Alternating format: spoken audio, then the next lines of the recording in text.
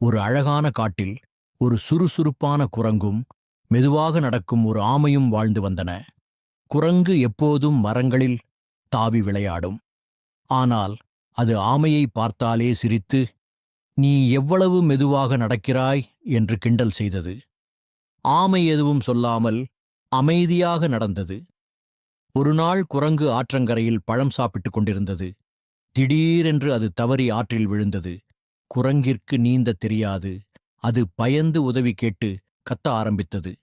அப்போது அருகிலிருந்த ஆமை அதை பார்த்து உடனே ஆற்றில் இறங்கியது. "என் முதுகில் ஏறு" என்று சொன்னது. குரங்கு ஆமையின் முதுகில் ஏறியது. ஆமை மெதுவாக நீந்தி குரங்கை பாதுகாப்பாக கரைக்கு கொண்டு வந்தது.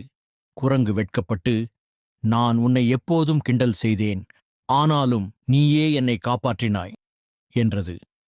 அதற்கு ஆமை சிரித்து, "ஒவ்வொருவருக்கும் ஒரு தனி திறமை இருக்கும்" என்றது.